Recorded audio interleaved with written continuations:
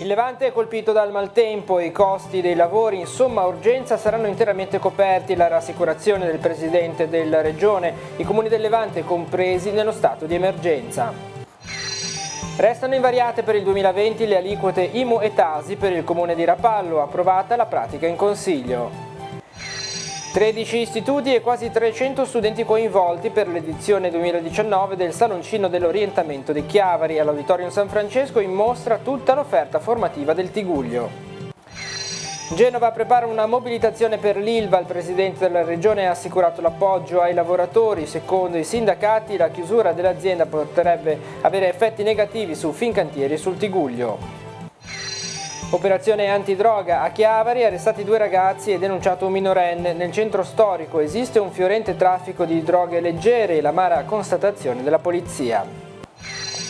Al via gli interventi sulla strada interpoderale di Caperana a Chiavari. Il comune sta per acquisire i primi 800 metri della via. Scatta l'obbligo di montare sulle auto i dispositivi di allarme per i seggiolini per chi trasporta minori di 4 anni. La notizia ha colto impreparate famiglie, venditori e case produttrici. Su Ilva si giocano la credibilità e il futuro del paese. Confindustria è netta sulla crisi che coinvolge oltre 20.000 lavoratori in Italia. I balneari chiedono al comune di Lavagna di recepire la proroga della Bolkestein. Un'istanza sarà protocollata nei prossimi giorni. Replica il sindaco: compiamo passi prudenti. Sta per partire il consolidamento delle difese a mare davanti a Zoagli. La data di apertura del cantiere è il 15 novembre. Manca solo il via libera della Capitaneria di Porto. Un saluto a tutti, bentrovati all'appuntamento con il TG, guardando la settimana, la nostra rassegna dei principali fatti accaduti nel Tigullio negli ultimi 7 giorni. Iniziamo dalla giornata di lunedì. Il tema di apertura è stato sicuramente il maltempo. Un'ondata ha colpito il Levante nella giornata di domenica, provocando danni e disagi, in particolare per quanto riguarda il Tigullio occidentale. Ne parleremo sicuramente nel nostro approfondimento con i singoli servizi delle diverse località. Andiamo a vedere che cosa ha detto il Presidente della Regione in visita proprio ai comuni colpiti nella giornata di lunedì. Sentiamo.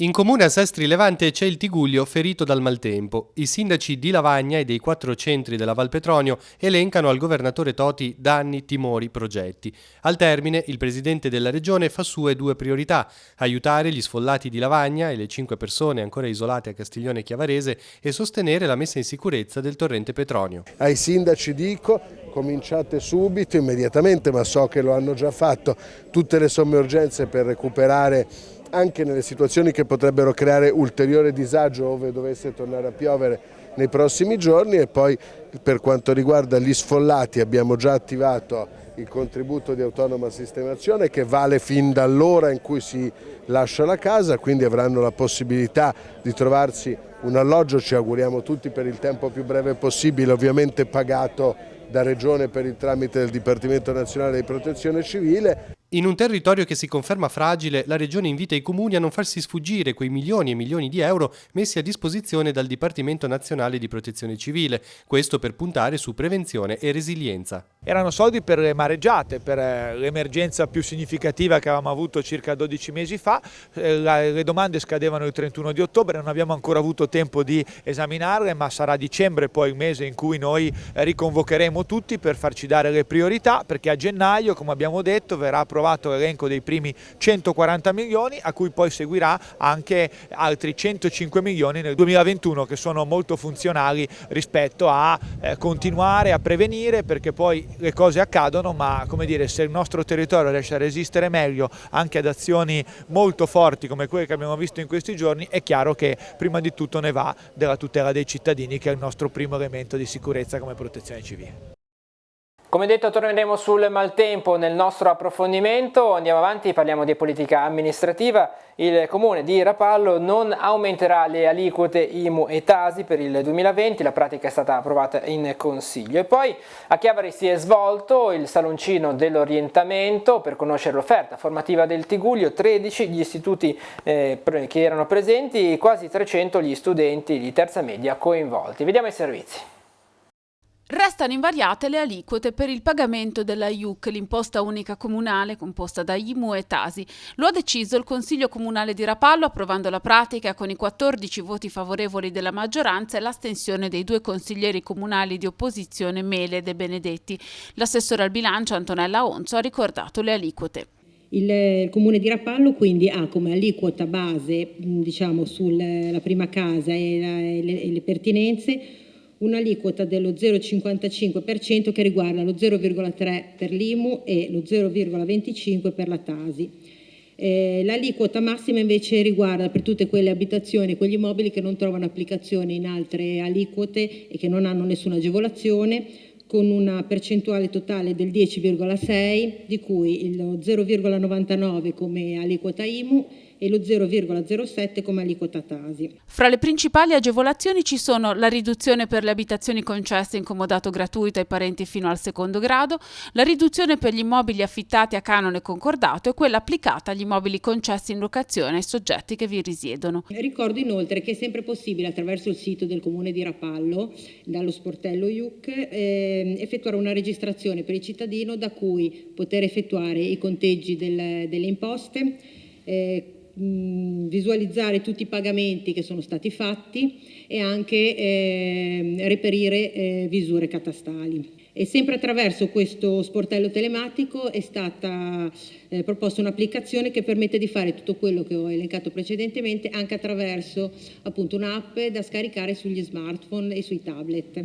Nel suo intervento l'esponente 5 Stelle Isabella De Benedetti ha chiesto di snellire le procedure per il versamento della componente Tasi, eliminando la quota del 10% dovuta dagli inquilini in caso di immobili concessi in affitto. Questo 10% può creare un rallentamento burocratico sia per il contribuente che la deve pagare e sia per l'ente poi che deve andare a verificare se è stata pagata o meno. Quel 10% anche per gli uffici sarebbe meglio eliminarlo perché è sicuramente difficile capire chi lo paga e chi non lo paga, però purtroppo è una legge nazionale che impone all'inquilino di pagare il 10%. Avevamo pensato di poter eliminare ma non si può perché è proprio dettato da una legge nazionale, quindi l'inquilino è obbligato a pagare il 10% sulla Tasi. Il Consiglio Comunale ha inoltre approvato una modifica al regolamento per il funzionamento dell'Accademia Culturale e la nomina dei 2 rappresentanti in seno al comitato di amministrazione della stessa Accademia. Sono risultati eletti i consiglieri comunali di maggioranza Eugenio Brasegli e quella di opposizione Isabella De Benedetti. 13 scuole partecipanti, dall'Istituto Caboto al Nautico, passando per il Memoria dei Morti per la Patria, il Liceo Marconi del Pino, il De Ambrosis Natta, il Davigo, il Liceti, il Luzzati, fino ad arrivare all'Ente Forma, il Villaggio del Ragazzo, l'Accademia del Turismo e al Genelli Campus. Quasi 300 studenti coinvolti che nei 2 giorni di apertura hanno potuto conoscere al meglio l'offerta formativa del Tigullio. Sono i numeri del Saloncino dell'Orientamento, ospitato negli spazi dell'Auditorium San Francesco di Chiavari. È tutto un percorso che deve fare lo studente per effettivamente cercare il suo percorso nella vita.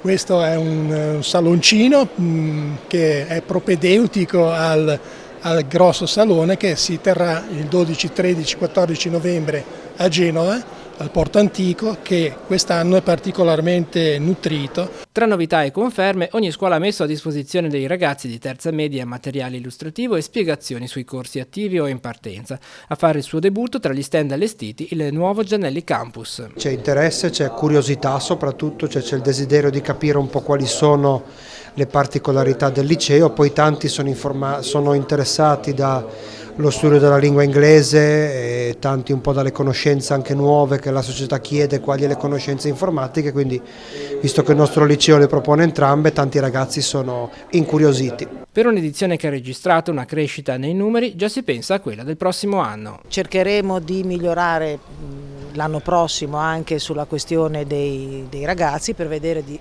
riceverne di più facendo delle turnazioni diverse. Su questo ci stiamo lavorando perché altre scuole del comprensorio hanno chiesto di poter essere invitate e quindi vedremo come organizzarci.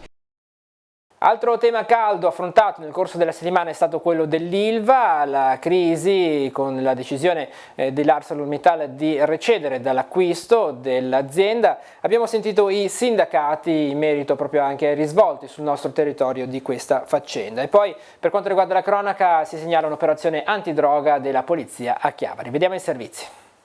Quali rassicurazioni vi sono arrivate dalle istituzioni locali? Sicuramente le istituzioni locali hanno detto che saranno a fianco dei lavoratori, quindi di FIM sia WILM, nel momento in cui ci mobiliteremo. C'è sicuramente la necessità di mobilitarsi rispetto a una scelta, una decisione scellerata, quella del governo, di togliere lo scudo penale, che ha dato così l'alibi a ArcelorMittal di recedere dall'accordo che abbiamo sottoscritto il 6 settembre 2018. Questo vuol dire mettere in discussione la sopravvivenza della siderurgia in Italia e quindi dei posti di lavoro che sono oltre 20.000 in Italia. A Genova attualmente abbiamo 1.016 lavoratori in ArcelorMittal, più altri 280 che sono ancora nella Ilva in amministrazione straordinaria. È facile andare verso una mobilitazione? Come vi state organizzando? A Genova ci sarà sicuramente una mobilitazione unitaria di FIM e WILM, perché noi pensiamo che ci debba essere una manifestazione come è stato per quella difesa di Fincantieri. Tra l'altro il collegamento tra ArcelorMittal e Fincantieri è una relazione stretta. Fincantieri acquisisce le lamiere dall'acciaio prodotto da ArcelorMittal. Quindi pensate che ci possano essere dei risvolti negativi anche nel Tigullio? Sicuramente se non arriverà l'acciaio che Fincantieri ha già acquisito, perché appunto abbiamo una mole importante di ordinativi di navi, il rischio è che Fincantieri debba chiedere all'esterno al di fuori di ArcelorMittal, quindi potrebbero esserci delle ripercussioni sul ritardo degli arrivi delle lamiere che servono appunto per le navi. Nel centro storico di Chiavari esiste un fiorente traffico di droghe leggere. È l'amara constatazione del locale commissariato di polizia dopo l'ultimo episodio di cronaca. Al termine dell'operazione No Drugs, infatti, sono finiti in manette 2 giovani genovesi di 22 e 25 anni residenti nel Tigullio e un minorenne è stato denunciato. Il fatto risale a ieri mattina. Gli agenti si sono appostati nella parte iniziale di Corso Millo per controllare un'auto con all'interno 3 giovani che parlavano in modo sospetto. Un controllo mirato, organizzato dopo diverse verifiche. I poliziotti hanno assistito allo scambio di un piccolo involucro di cellophane e alcune banconote da 50 euro. I poliziotti sono subito intervenuti, i pusher hanno provato a darsi alla fuga ma sono stati prontamente bloccati. Sul posto sono stati trovati circa 8 grammi di marijuana, ma nel corso delle successive perquisizioni domiciliari la situazione è peggiorata. Sono stati infatti rinvenuti altri 70 grammi di droga, bilancini di precisione, materiale per il confezionamento dello stupefacente e denaro provento dello spaccio. La presenza del minorenne aggrava la posizione dei 2 spacciatori più grandi, fatto che ha portato il pubblico ministero che coordina le indagini ad optare per la misura della custodia cautelare in carcere. I dati del commissariato sono allarmanti. Nel solo mese di ottobre gli agenti di Chiavari hanno effettuato 6 arresti e altrettante denunce per il reato di spaccio di droghe leggere. Numeri in crescita ma che vanno interpretati, spiega il vicequestore Luca Capurro. Oggi lo spaccio riguarda droghe più note come eroina, hashish e chetamina, ma vede anche l'utilizzo delle cosiddette droghe furbe, le smart drugs, ad esempio mix di farmaci e altre sostanze psicoattive. Non è scoppiata un'emergenza all'improvviso, dice Capurro, sicuramente oggi ci sono controlli maggiori in un settore che era stato trascurato e che è davvero molto complesso. Ancora la politica amministrativa, Chiavari sta per acquisire i primi 800 metri della strada interpoderale di Caperana dove inizieranno i lavori di consolidamento e messa in sicurezza. Scatta poi l'obbligo per i genitori, coloro che trasportano in auto minori di 4 anni, di dotarsi del seggiolino anti-abbandono o del dispositivo che ha questa funzione, ed è panico perché le famiglie non riescono più a trovare questi dispositivi che sono andati completamente a ruba. Sentiamo. È partito l'iter per l'acquisizione da parte del Comune di Chiavari della strada interpoderale di Caperana Alta. La Giunta di Capo ha approvato il progetto di fattibilità economica relativo ai primi 800 metri del collegamento tra la curva di San Lazzaro e la zona di Rialto. Un primo intervento per un investimento iniziale di 307.000 euro. In questi 800 metri, dopo che avremo la cessione bonaria da parte di tutti i frontisti, verranno realizzate innanzitutto le opere di messa in sicurezza, quindi le arginature, soprattutto della curva di San Lazzaro. Vi sono dei seri problemi di sicurezza, per cui verranno costruiti nuovi muri di cemento argini, poi regimazione delle acque, l'illuminazione pubblica e i muri che verranno poi ricoperti di pietra a faccia vista. Intanto la Giunta del Comune ha approvato lo schema di programma dei lavori pubblici per il triennio 2020-2022, nel quale sono previsti interventi per 12.050.000 euro. Particolare attenzione sarà riservata ai luoghi della cultura chiavarese, con interventi all'ex Palazzo di Giustizia, in Piazza Mazzini, al chiostro dell'ex Chiesa di San Francesco, all'antica Farmacia dei Frati e ai prospetti est e ovest di Villa Rocca, con la realizzazione qui nel parco di un teatro all'aperto. Prosegue anche la messa in sicurezza degli edifici scolastici cittadini e degli impianti sportivi. Abbiamo un progetto importante per la scuola di San Pier di Cane di oltre 1 milione di euro, per il quale abbiamo chiesto un finanziamento per l'efficientamento energetico e il miglioramento antisismico dalla Regione Liguria, ma anche un'attenzione agli edifici culturali. Corposo anche lo stanziamento per le opere di manutenzione della pavimentazione di Piazza Verdi, via Costa Guta, 400.000 euro, e dei marciapiedi cittadini, 1 milione di euro complessivi, tra i quali quello di via Parma, che sarà allargata di fronte alla scuola telecomunicazioni. Prevista la riqualificazione di piazza Nostra Signora dell'Orto per oltre 1 milione di euro e di piazza Salvo d'Acquisto a San Pier di Cane, oltre al dragaggio del porto turistico Gatti. Infine sono stati inclusi investimenti anche per la difesa del suolo, con la messa in sicurezza e mitigazione del rischio idrogeologico del torrente Rupinaro e del Rio Campodonico. Ogni anno prevediamo di investire sul torrente Rupinaro 1 milione di euro, quindi 3 milioni in 3 anni.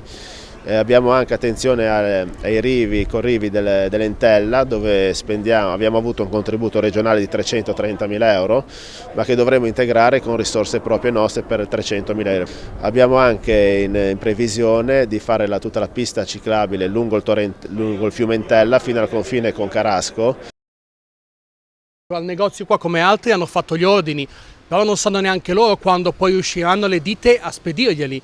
Loro ad esempio stamattina ne avevano 30, l'hanno venduti tutti in un colpo solo. E caccia al dispositivo anti-abbandono questa mattina dopo l'entrata in vigore a sorpresa del regolamento di attuazione dell'articolo 172 del nuovo codice della strada, con tanti dubbi e perplessità da parte delle famiglie. L'obbligo riguarda l'installazione sui veicoli di un dispositivo di allarme la cui funzione è quella di prevenire l'abbandono dei bambini di età inferiore ai 4 anni. Si attiva nel caso di allontanamento del conducente e può essere integrato nel seggiolino o indipendente dal sistema di ritenuta. Il dispositivo dovrà avere una dichiarazione di conformità. Nonostante l'utilità del provvedimento, i genitori erano poco informati, impreparati all'entrata in vigore oggi, spaventati anche dalle possibili sanzioni, come ci racconta questo papà intervistato questa mattina a Chiavari. Potrebbe essere una cosa utile sicuramente, solo che è il sistema che viene diciamo messo in vigore che non va bene, perché la gente non è messa al corrente di questa cosa e quindi devono dare il tempo di prepararsi. Noi ad esempio stamattina siamo venuti per comprarlo, però addirittura non solo il negozio ma proprio la ditta che li produce non hanno questi materiali da vendere, quindi diciamo che se io oggi sono in giro con la macchina e la bambina io già sarei fuori regola, però cosa gli dica al vigile o al carabiniere che mi ferma? Sono andato, non l'ho trovato, lui può dire dovevi adeguarti.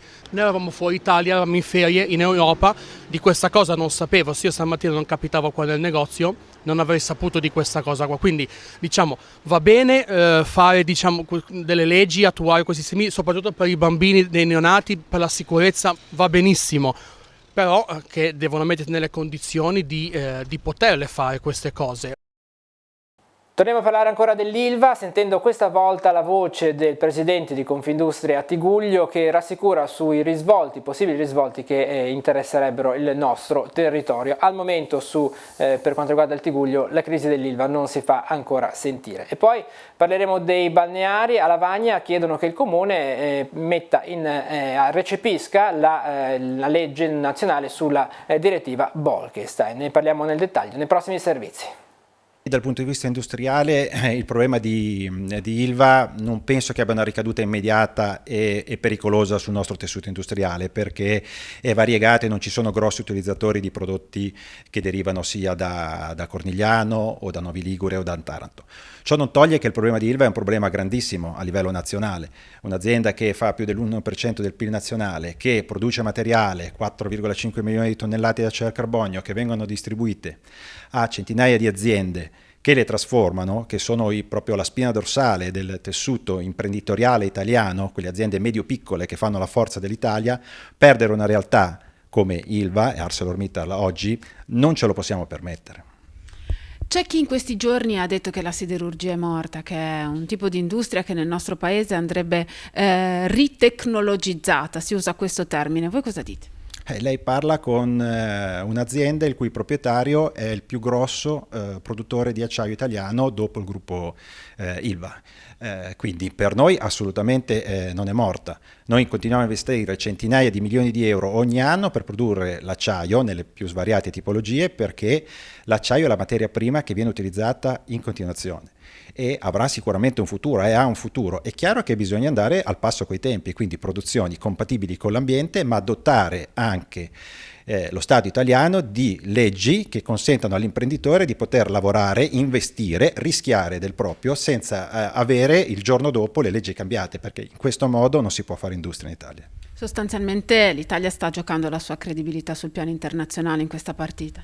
Ma l'Italia sta giocando il suo futuro in questa partita, perché se noi cominciamo a far andare via investitori e non diamo agli imprenditori che vogliono operare sul nostro territorio le armi per poter operare alla pari con altre nazioni, noi ci scaviamo la fossa da soli. Arinox è legata per la sua produzione ad Ilva, l'ex Ilva?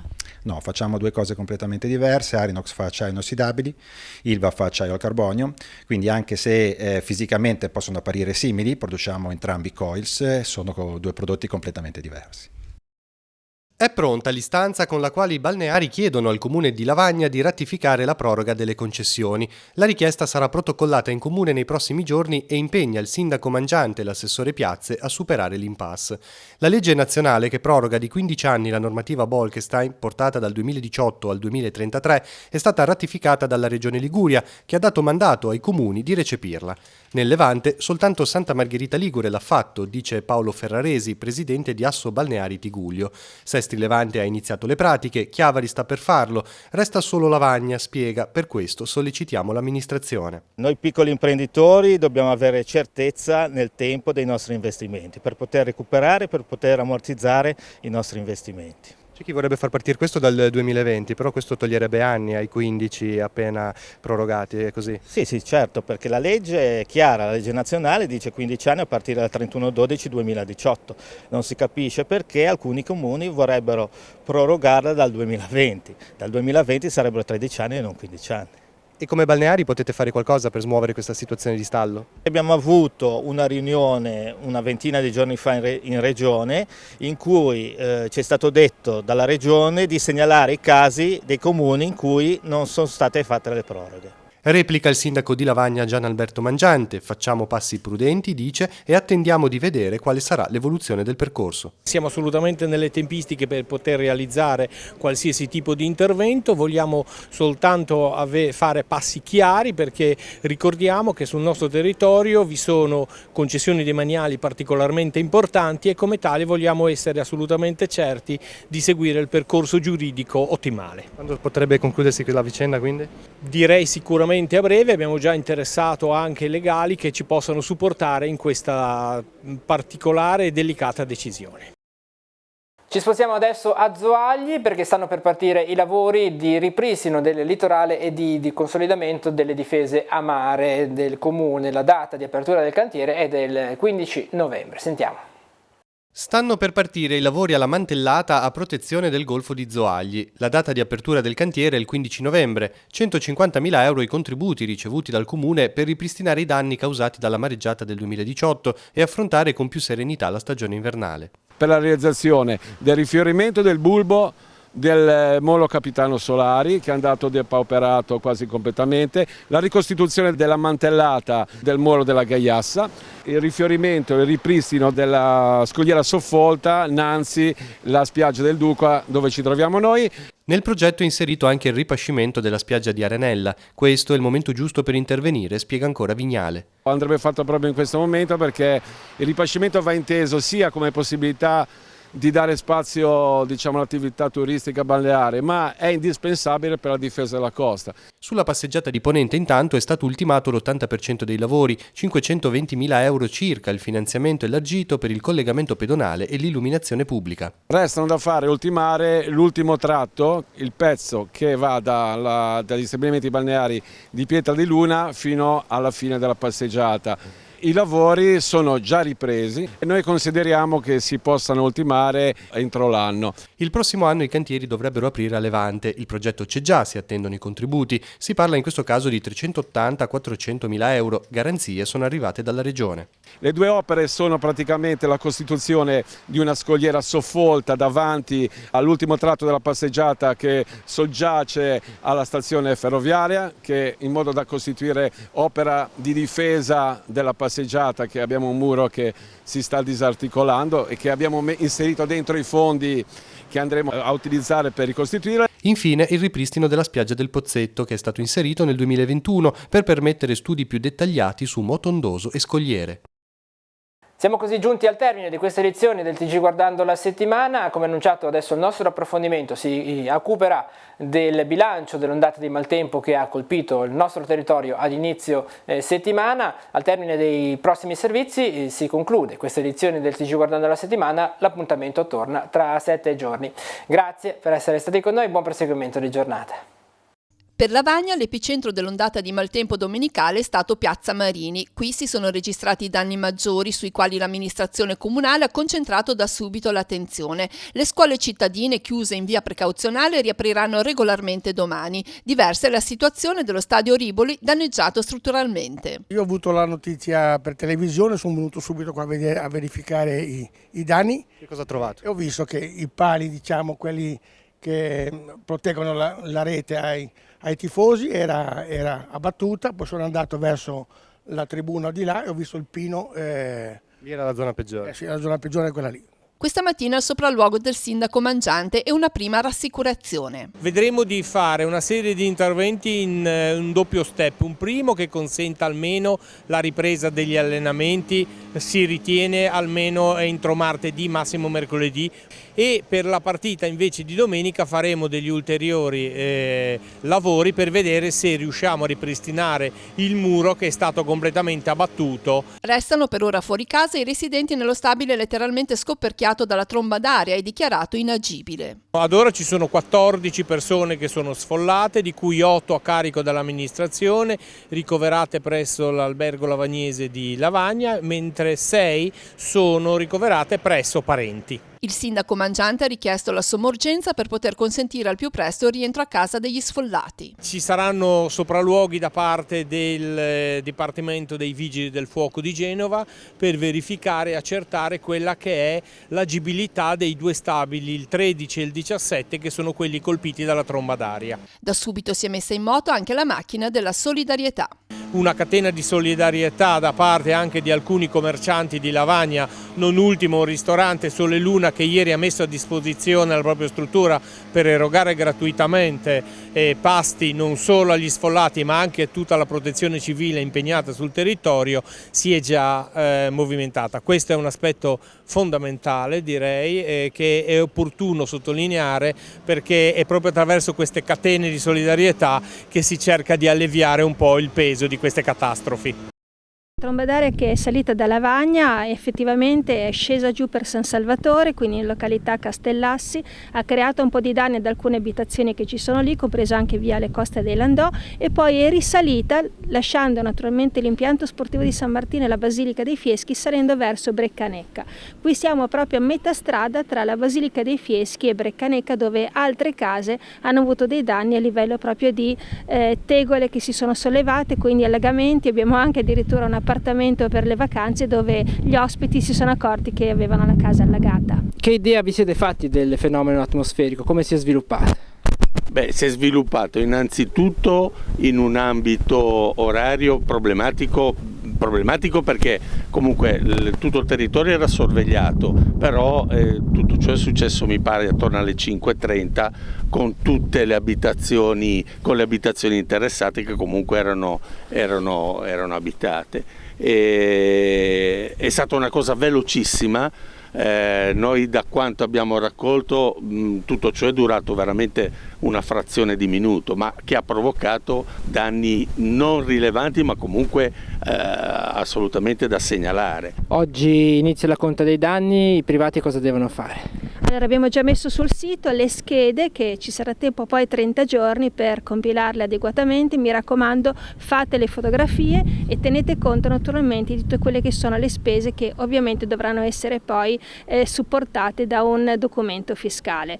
Dall'altra parte noi come comune stiamo continuando a verificare anche gli altri danni a livello di smottamenti lungo le nostre strade collinari e non. Le situazioni in collina com'è dal punto di vista della viabilità? Sono intervenuti per fortuna subito i nostri membri della squadra comunale di protezione civile assieme a una ditta specializzata e ai nostri tecnici, quindi in questo momento la situazione è sotto controllo.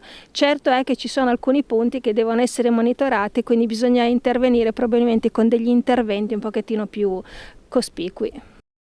Abbiamo tirato un sospiro di sollievo rispetto ai potenziali rischi che la nottata con l'ingrossamento del mare poteva produrre. Oltre a danni da allagamento che abbiamo avuto in alcune zone come San Bartolomeo della Ginestra, anche come parti del centro storico, ci sono alcune frane nell'entroterra dovute al fatto che il terreno è stato tanto imbevuto di acqua, in particolare a San Bernardino, e poi davvero sono contenta della visita del Presidente Toti perché ci sono almeno 3 priorità che chiederemo, alcune anche in somma urgenza, per cercare di evitare che si creino ulteriori situazioni come quelle che abbiamo vissuto ieri. Come primo intervento noi pensiamo che l'abbattimento del ponte sulla Pestella sia la prima cosa da fare. Ieri se fosse crollato quel ponte sarebbe stata molto più grave la conta dei danni.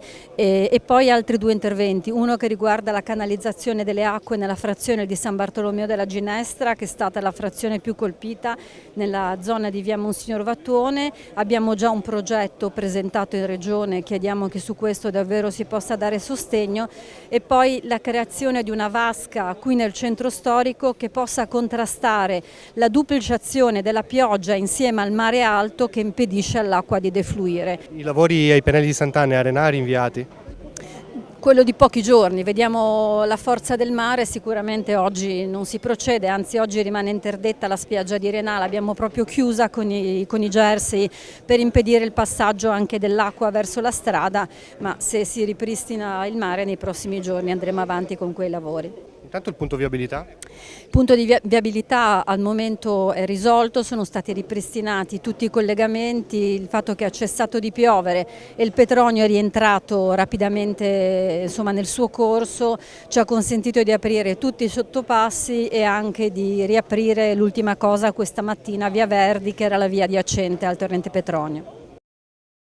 Le continue allerte e le nuove previsioni di maltempo tengono i sindaci della Val Petronio con il fiato sospeso. La situazione del torrente è grave più del previsto. Il punto è stato fatto durante il sopralluogo con l'ufficio tecnico regionale e l'amministrazione di Casarza Ligure. Sono state rotte delle briglie, gli argini, ci sono alcuni punti che stanno crollando, quindi questa mattina ho i tecnici sul posto, stiamo facendo una ricognizione, faremo subito le schede di protezione civile perché per un comune come il nostro contiamo una stima approssimativa tra i 2 milioni e i 3 milioni di euro di danni ad oggi. Quindi solo per sistemare il fiume? Il fiume e alcune frane, poi bisogna vedere perché ripeto stiamo sul territorio, abbiamo alcune zone ancora che stanno franando, per cui la situazione è complicata. Per un comune come il nostro che ha 7.000 abitanti queste cifre sicuramente non sono sostenibili. Anche il Rio che taglia il centro del paese ha creato allarme. Perché a un certo punto io ho dovuto portare le persone ai piani alti, togliere tutte le macchine, passare con la polizia municipale ad avvisare perché siamo arrivati al limite. Si lavora duro oggi anche a Castiglione Chiavarese, uno dei comuni più colpiti.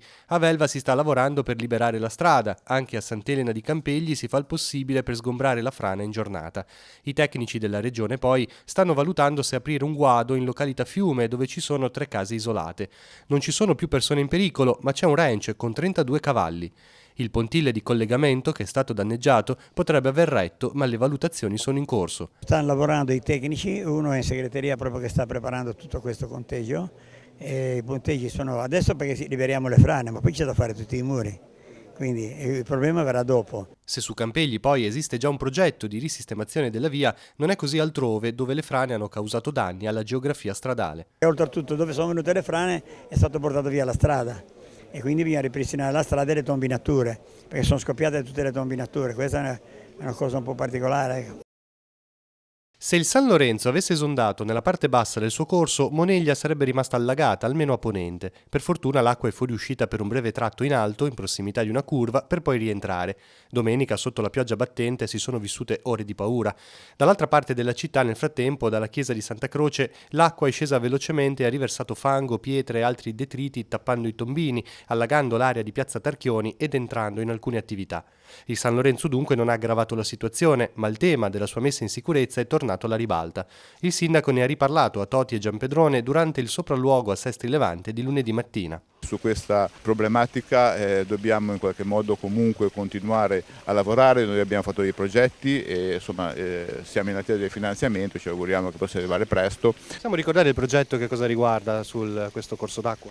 Il progetto riguarda l'allargamento dell'alveo, il primo stralcio è già stato validato sostanzialmente, quindi abbiamo presentato alla Regione, è in graduatoria per i finanziamenti nel Porfes, ma pensiamo che possa attingere anche altri finanziamenti perché effettivamente rimane davvero una priorità. Il progetto complessivo è molto ambizioso, ma almeno il primo stralcio penso sia da realizzare in tempi brevi. I costi quali sono?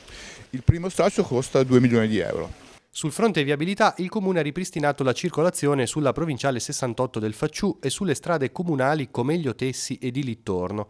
In alcuni casi c'è un senso unico alternato. Le frane di domenica, ostruendo i valletti, hanno rovinato il manto, i guardrail e scavato il sottostrada. Riparati i primi danni in somma urgenza, dice il sindaco, adesso servono interventi definitivi di messa in sicurezza. Quali danni ha fatto il maltempo qui nel Comune? C'è stato l'allagamento del Borgo Antico, come potete vedere, il Vara è esondato e questa è la mia cantina, circa 1 metro, 1,10 m, è arrivato nel paese e ha raggiunto la soglia del municipio. Qui nella parte di Cittavecchia avete avuto tutti i fondi allagati? Sì, quasi tutti. Questo, come potete vedere, è un falsopiano, andando in direzione del municipio la strada sale e quindi da qui 1,20 m fino ad arrivare alle soglie del municipio, che c'è più o meno 1 metro di dislivello, ha lambito proprio l'ingresso del palazzo comunale. Ecco. Abbiamo avuto una grossa preoccupazione in quanto ovviamente ci ricordiamo tutti il 2011, quindi abbiamo una grossa preoccupazione nel momento in cui vengono delle gocce d'acqua, molto semplicemente. Vedendo il fiume che comunque stava entrando nel paese, pur avendo attivato tutte le procedure, quindi eravamo tranquilli, nel senso che non ci sono stati danni per fortuna a persone, ma soltanto ad abitazioni, però la preoccupazione è stata molto alta. Quali danni avete subito dal maltempo di ieri? Abbiamo subito diversi danni sulle scogliere relative al fiume Vara e alcune sottofondazioni del Pogliaschina, oltre ai danni ovviamente ai privati e agli impianti sportivi, perché il fiume Vara è esondato proprio presso gli impianti sportivi del comune di Borghetto. Qui sotto dal comune abbiamo visto comunque molti fondi di cittadini allagati. Come mai si sono allagati? Sono allagati perché sfondando il fiume, esondando lato impianti sportivi, è l'accesso praticamente al nostro centro storico. Io sinceramente in molti anni non ho mai visto l'acqua davanti alla porta del comune, è arrivata perché c'è ovviamente un sovralluvionamento nel fiume e di conseguenza il fiume oggi è molto più alto rispetto a quello che è l'abitato di Borghetto. Ho aperto la porta e c'era un lago, un fiume, come posso dirti. Non si riusciva più né a entrare né a uscire perché l'acqua era altissima. È stato un piccolo ruscello, affluente del Vara, ad allagare San Pietro nel comune di Varese Ligure. I residenti si sono ritrovati ad affrontare l'improvvisa piena del Rio che ha attraversato il borgo, causando danni e tanta apprensione. Pensi che ti entra in casa, quindi io ho messo delle paratie. Abbiamo cercato di ripararci come potevamo, l'acqua ormai usciva da tutte le parti perché poi è piovuto tantissimo, una grande preoccupazione perché a me era già successo qualche anno fa, però quella volta lì era proprio entrata in casa. Questa volta qua ci siamo dotati di queste meravigliose paratie e quindi è andata bene. Un po' meno bene la conta dei danni su tutto il territorio comunale attraversato da 300 km di strade. Questa mattina quando ho guardato la cifra sono rimasto un po' impressionato anch'io perché non pensavo che superasse i 2,5 milioni, insomma una stima approssimativa dei danni principali. Occhi puntati naturalmente sulla viabilità provinciale. Abbiamo dovuto comunque chiudere la strada provinciale, la strada di collegamento con Sesta Godano con Brugnato. Questo ha creato qualche problema, è chiaro, però d'altronde non è che potevamo far rischiare alle macchine di finirci dentro. Preoccupazioni condivise con il sindaco di Sesta Godano, un altro comune della valle molto esteso. Qui il fiume è esondato in 2 località, causando 12 sfollati. Secondo ARPAL, le cumulate maggiori si sono avute proprio in questa zona. La preoccupazione principale è quella della strada provinciale 566 che ieri è stata appunto esondata dal fiume Vara, ora sono stati scalzati i massi che stanno a protezione della carreggiata stessa, quindi ecco, in eventualità di un'altra esondazione del fiume Vara siamo molto preoccupati perché potrebbe essere la Val di Vara isolata dal resto della provincia.